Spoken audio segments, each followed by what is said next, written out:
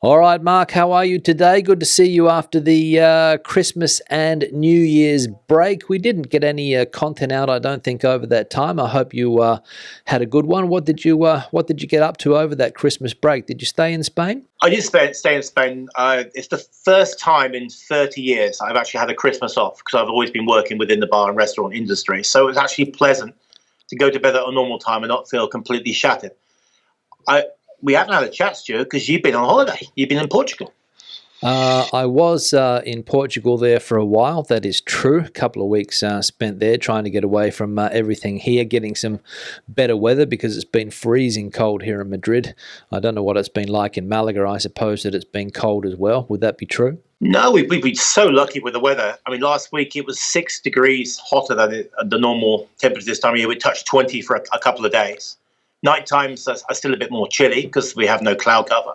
But I cannot complain about the weather at the moment. It is beautiful today. It's absolutely crystal blue sky with sunshine. Probably a bit nippy at this time of the morning, but it'd probably go up to close to 18 or 20 again today, I think. Well, that's the type of weather that people live on the Costa del Sol for, right? Yeah, definitely, 100%. I mean, I live here for the winter weather, 100. Not so much the summer weather, definitely the winter weather. Exactly. Now, there's been a lot happening in Spain since the year has begun, most notably the Prime Minister's announcements the other day, or the President of the government, as he likes to call himself here, the President, El Presidente. It's made headlines all around the world because of, well, let's put it in context first. It was a 12-point plan, if you remember correctly. Yeah, yep, I've read them all. Different ideas put on the table, but there was one that caught everybody's attention. Can you remind people of what that was, Mark? I think a lot of people got infuriated. My phone lit up on the day after he'd made his announcement, and it was the potential 100% tax on non-European buyers of houses here, which I'm not sure how that's going to work. Well, I don't think anybody knows exactly how it's going to work. I think that's one of the characteristics of a lot of these speeches that we get from government officials here is they seem to like to make headlines. I mean, it's a fairly common political trick, right? You make the headline, you get the reaction, and then you put it into practice from there.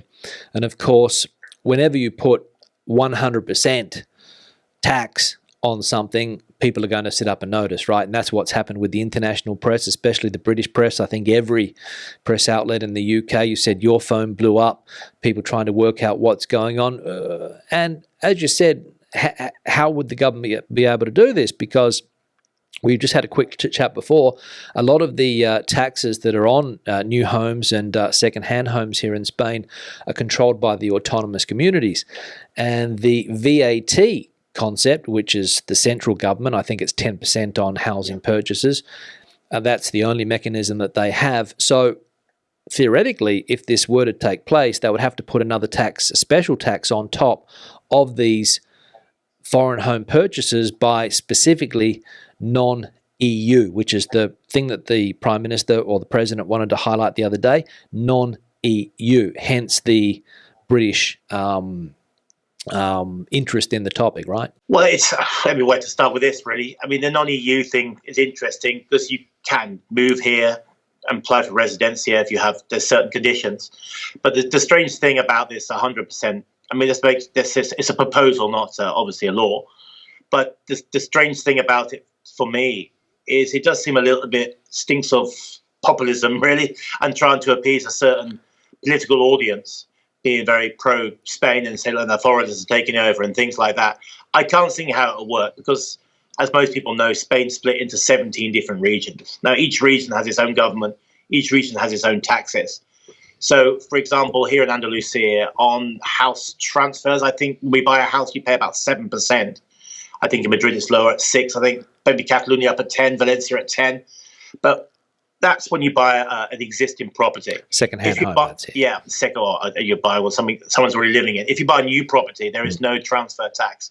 And I believe you pay 10% EVA or VAT, as we call it in the UK.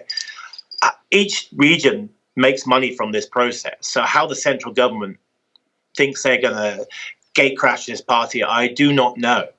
And once again, we've had a few politicians, obviously from the other side of politics, criticising this because they've created this problem themselves, really, with the golden visas, which is probably going now for 15 years, which will come to an end in April. And that's brought in people who basically are top-end, people who bought top-end properties. And that kind of market will disappear. If you take my street here, which is a kind of a decent average kind of Spanish street with townhouses in it, we have 20 houses on my street, and only 5 of those are Spanish-owned. 15 are owned by foreigners. Now, a lot of those foreigners, be it Chinese or Russians, they rent their properties to Spanish or rent it to foreigners. But I'm not sure. I think some of Pedro Sanchez's ideas are good, but this main one, the 100% one that's made all the news, I'm a little bit cynical for it. And I feel, as I said before, it's done for political gain, really, maybe trying to appease to a certain audience or a certain type of voter. Yeah, I think there's no doubt about that. I think this whole issue has really started to bite the government on the backside, if you like, because, I mean, when you have a housing crisis of this magnitude, and let's be honest, it's happening in other countries around the world. Yep. Australia, they talk about the same thing, probably in some parts of the UK as well. I know Ireland has a housing crisis. So there's lots of different countries. So I think what happens here is that when you don't build homes for a certain period of time, obviously it leads to a shortage in housing, which is what's happened here. And you've also got, which is an interesting point, and I went to some internet resources here, some newspapers, to see what the statistics were.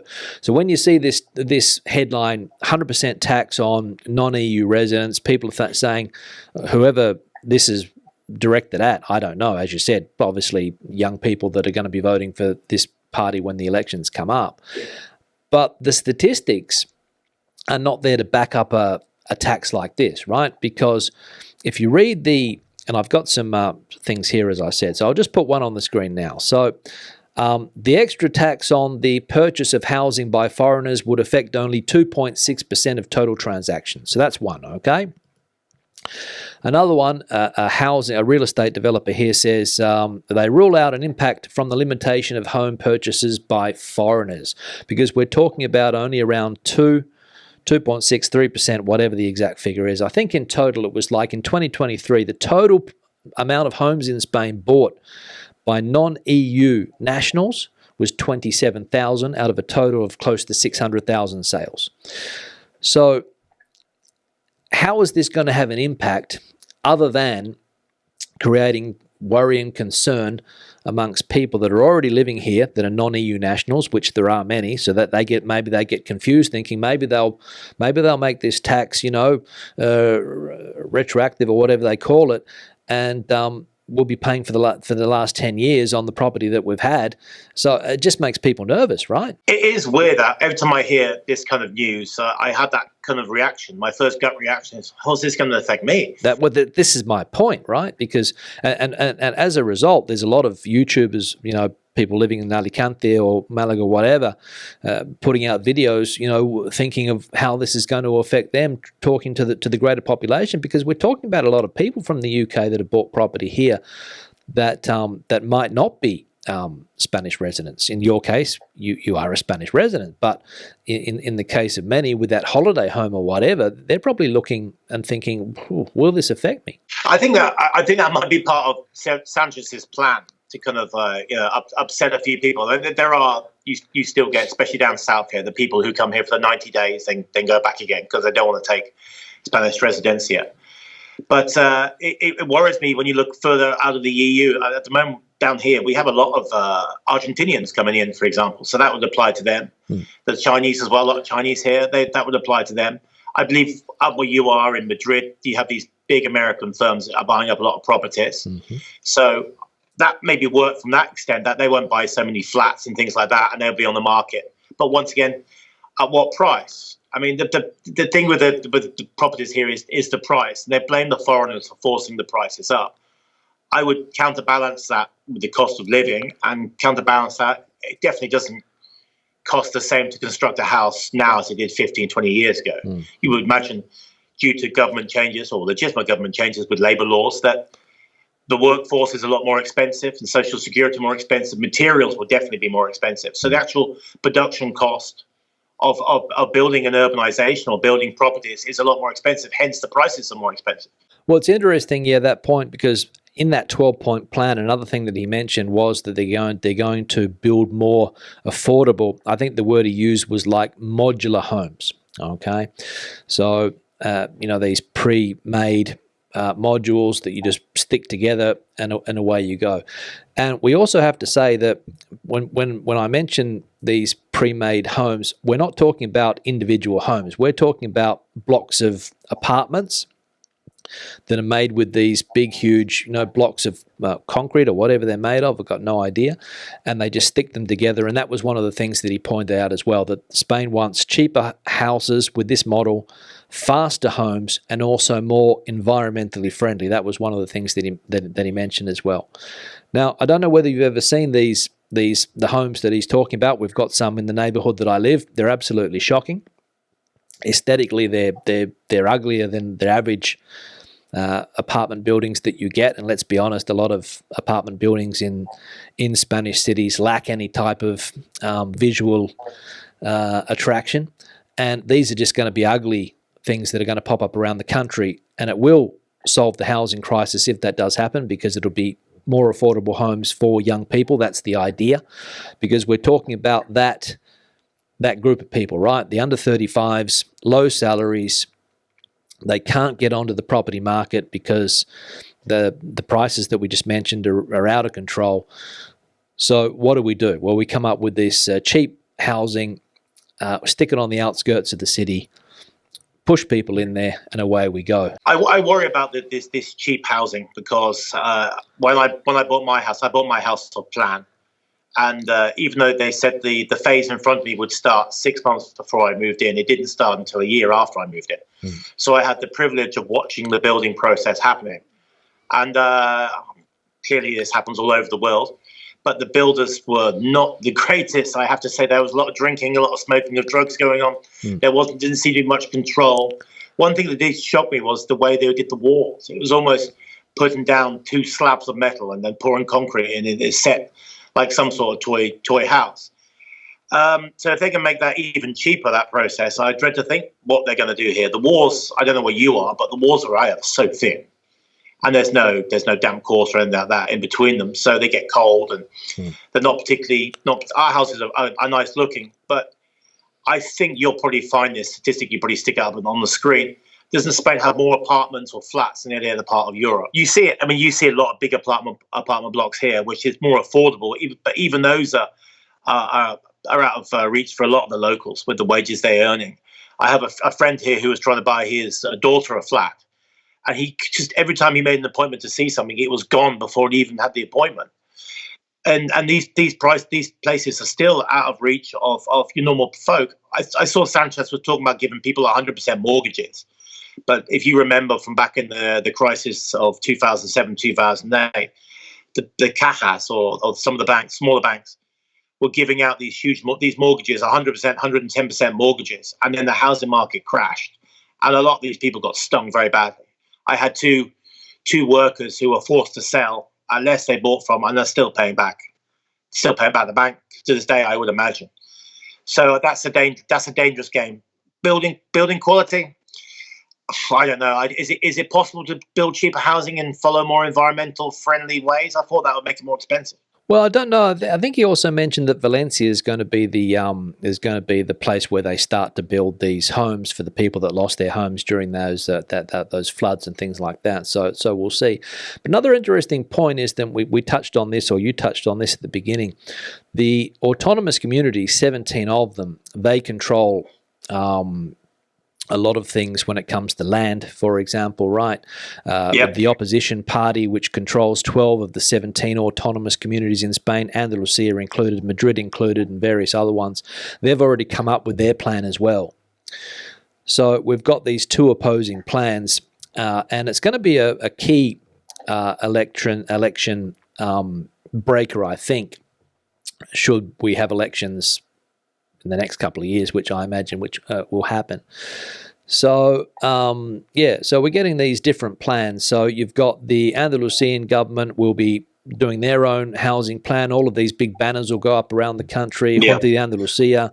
Then you get all of these other ones, which will be the Ministerio de no sé qué, from the central government. So you've got these competing things. So the country really works against itself, I think, a lot of these times. And as we've seen during that Dana crisis, the toing and froing from the central and the Valencian government, for example. So, again, skeptical, Mark, I am, but again, I try to be optimistic. Every year I say that things will get better, that things will change, but it never seems to happen.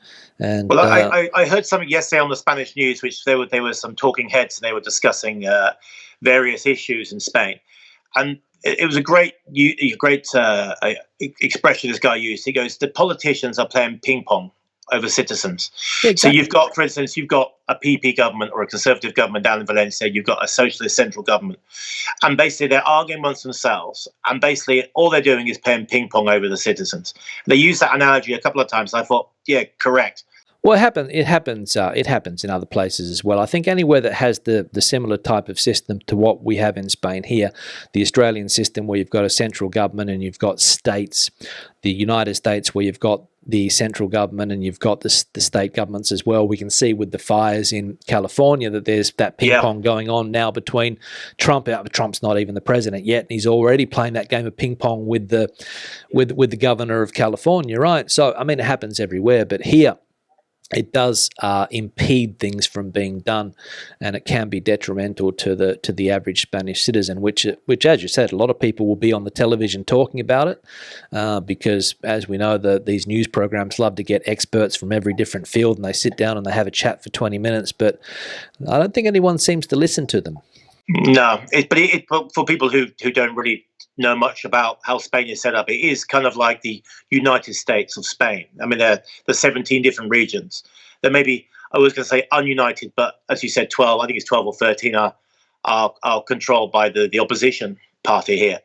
So it's just, even with the water crisis during the summer, they were talking about getting water from other regions, and because the local governments were on opposing sides, they weren't helping each other. So the only person that suffers is a citizen. That's absolutely right, and water is one of the big issues as well. And even with rivers that go through different autonomous communities, they can't even come to an agreement with that sometimes. Now, I've got some comments from people that have been left on the channel. I want to get your opinion on some of these. This one's from Andrew, lives up in Galicia. He says, I lived in Galicia for 15 years. The rental prices have rocketed. There are almost no non-Spanish people here. All the houses sold here are bought by Spanish nationals, mainly Madrid residents, as second holiday homes. It's got nothing to do with a foreign invasion. The second-hand issue, that was actually a comment that popped up from different people. All the Madrileños, they buy property all around Spain and then they leave it sitting empty for 9 months of the year, blah, blah, blah, blah, blah. No one ever does anything about that. Thoughts? Well, I was actually going to say this before when we were talking. We off a different tangent.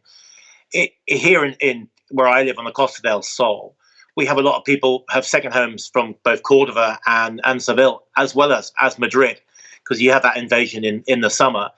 And my wife was saying the same thing. It's like, why aren't they targeting people with the second houses here? It's not just the foreigner who has the second house, and these properties are lying empty.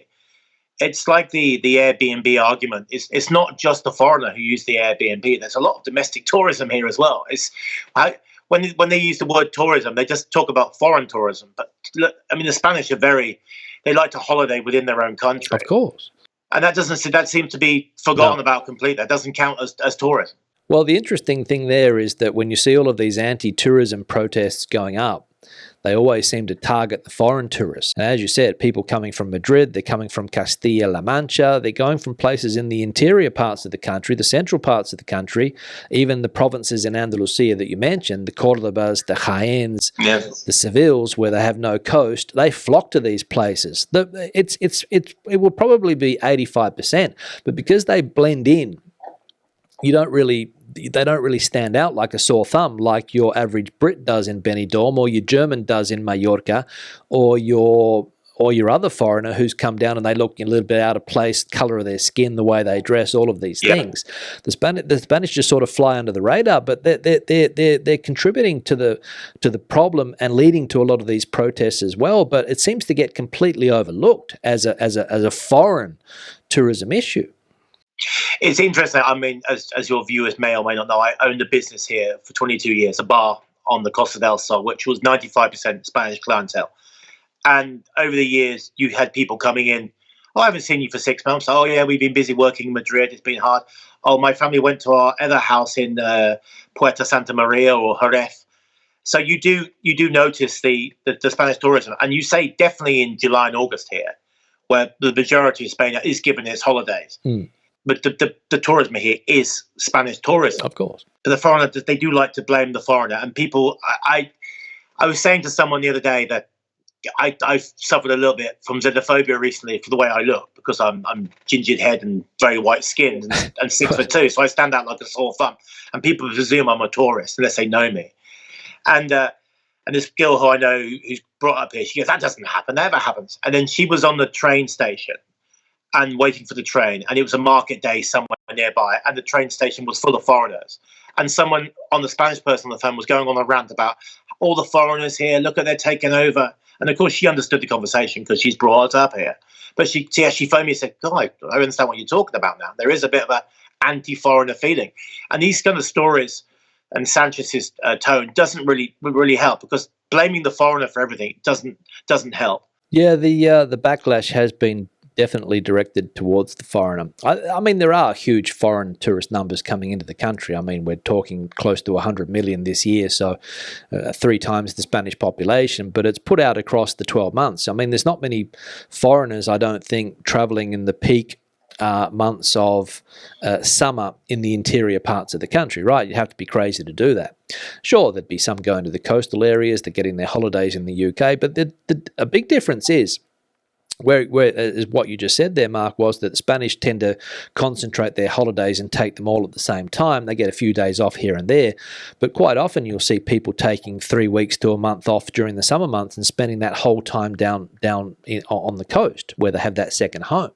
Yeah. Whereas I don't know what it's like in the UK, but my sisters, when they take holidays, they take a week here, week there, week here. So they have the same amount of time, but they split it up throughout the year. And they might go to different places. So it's a complex argument, which I don't think is going to be solved by headlines of 100% tax or whatever. I just want to bring another comment up here. This is something that I'm doing today. This is from a Spanish guy. He says, so first thing he said here is BS regarding this, right? BS. Our government is corrupt and demagogic. We have a housing crisis due to high inflation, lack of decent jobs for young people, low wages, years without building public housing, and most of all, allowing squatting and massive illegal immigration, with practically no consequences. How would you reply to that comment there, Mark?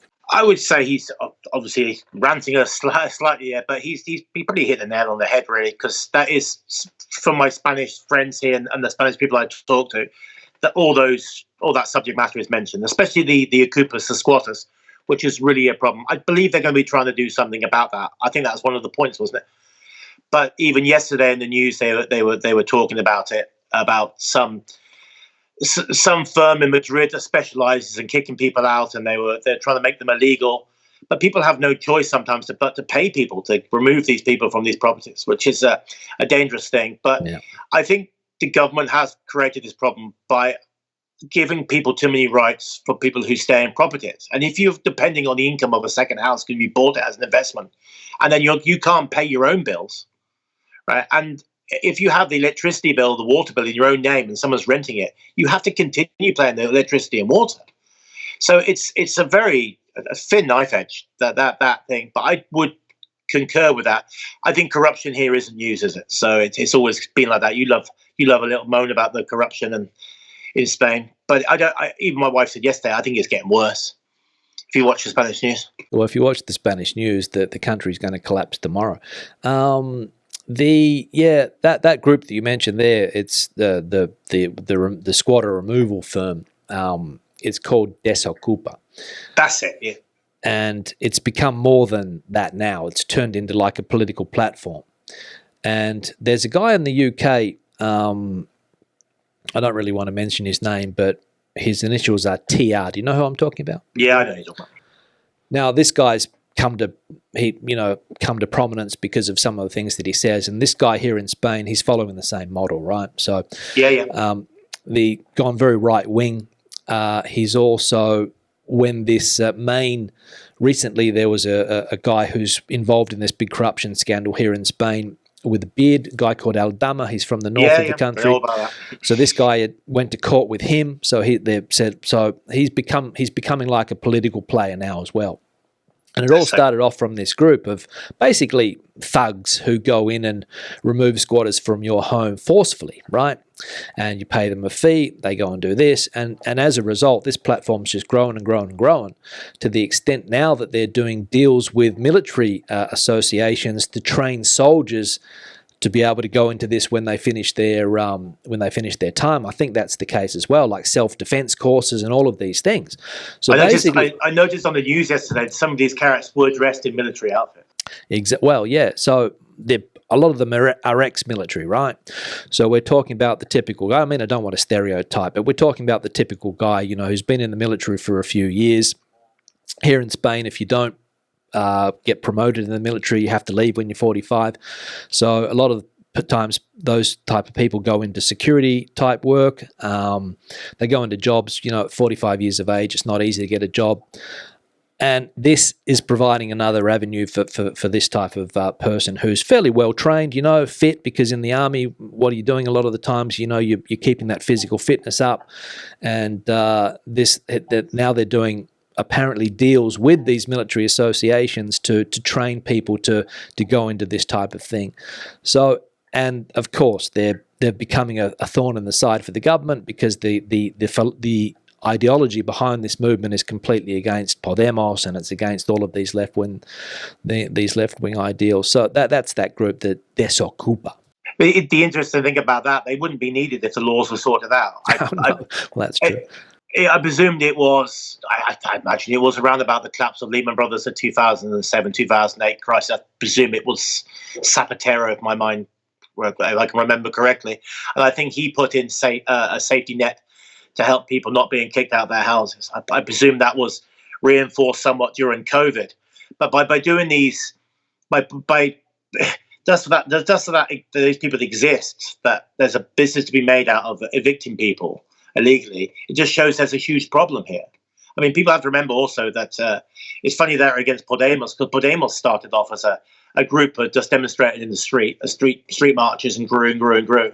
And I think it was the ex-leader of Podemos, his wife yesterday, who was asking for this company to be made illegal, wasn't she? Yeah. It's all. So I'm just reading. Lost the concentration. I'm just reading about this Desokupa group, which I'll put on the screen. It's associated with neo-Nazi movements as well. So it's becoming a problem, and they're getting quite a high profile. But set up in 2016. So as you said, this is a result of a political decision. Yeah, which allows something like this to flourish. And I don't want to sound too negative here, but I remember reading some stories back in the day when Spain was going through its transition period back in the 1970s, and there were groups roaming around the country, basically groups of thugs roaming around the country doing whatever they wanted to do, killing people, bashing people, whatever. As I said, I mean, you got to be careful when these people take the law into their own hands and basically evicting squatters with not going through the legal processes. You are taking the law into your own hands, right? And I've said on the channel here a lot of times that, it might be a long judicial process, but when you do take the law into your own hands, you're spinning off into a whole different world, which could work out well, or you could get into a whole lot of problems.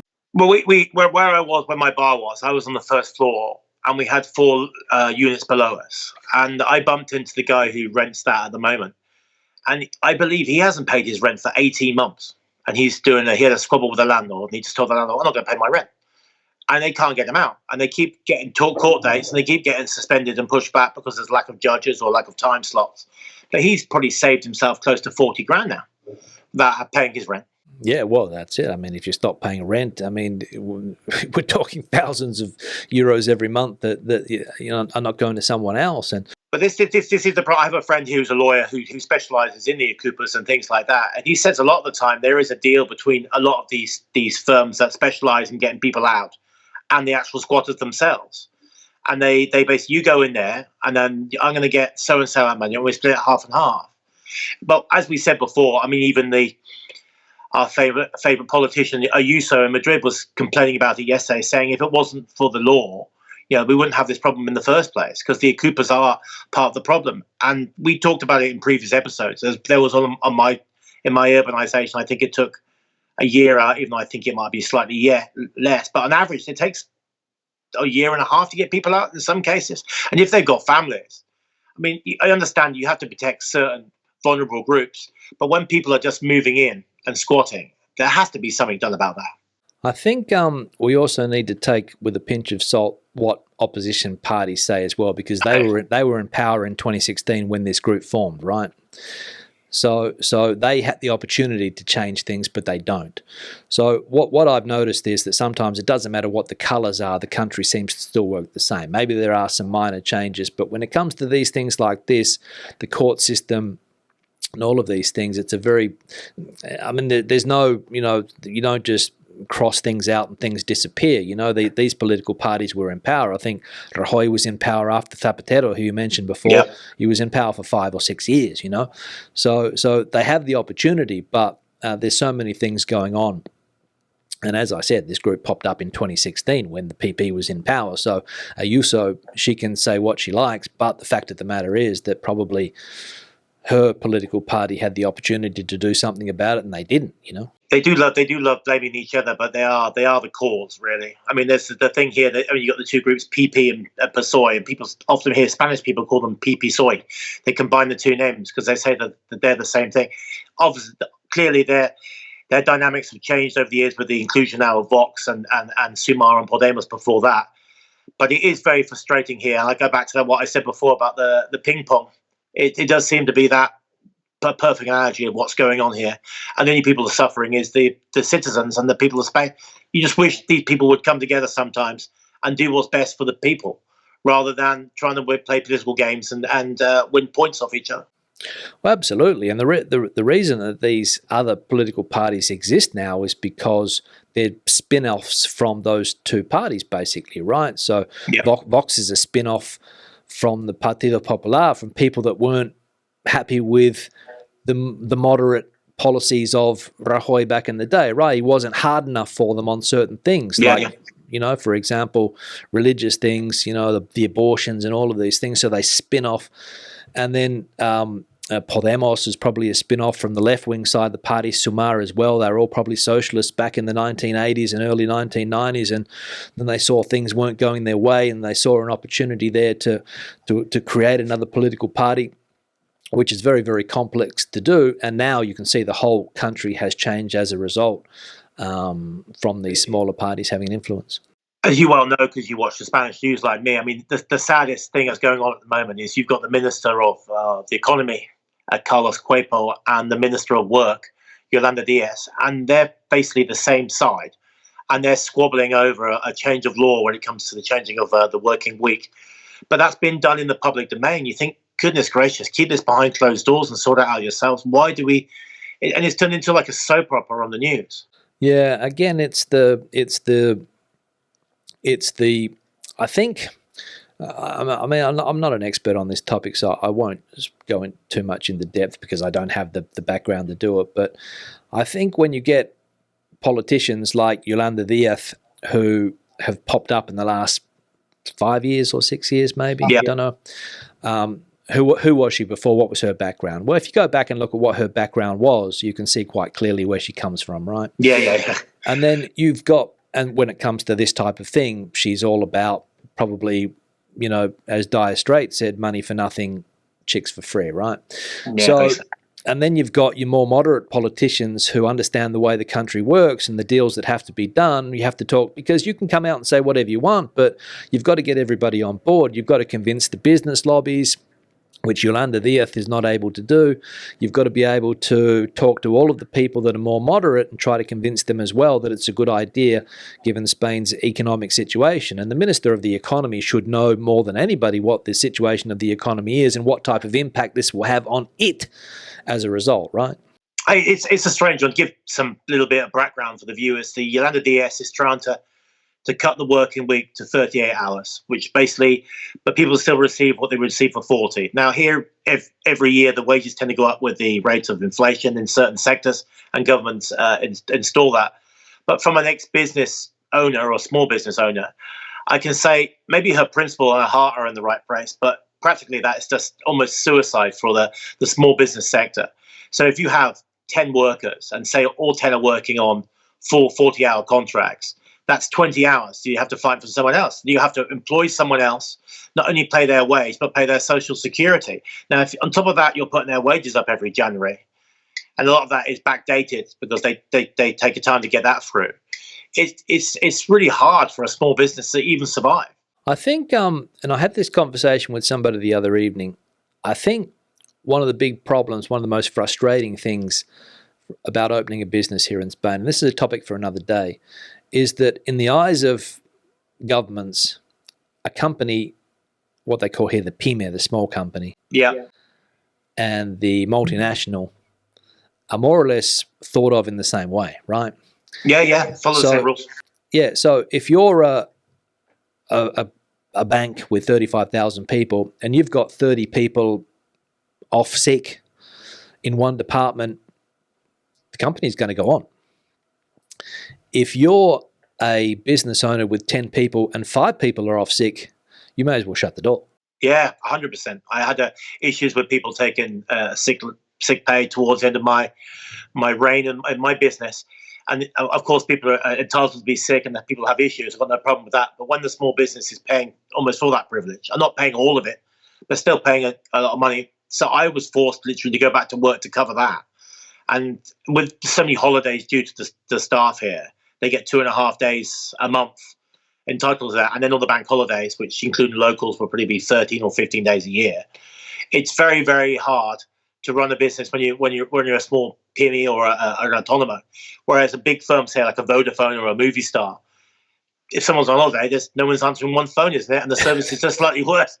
But when you're depending on it, and you're not so much living hand to mouth, but it is tough to run a small business, and it does seem very unfair that the small businesses have to follow the same rules as the large one. Yeah, we'll see. We'll see if this idea gets off the ground. But I don't think it will go through. I don't think it will go through. Not yet, anyhow. Well, but it's funny because you see Yolanda Díaz with the 2 union guys. They're always taking the selfies there, and they're all, they've got the book in their hand, the 38-hour a week.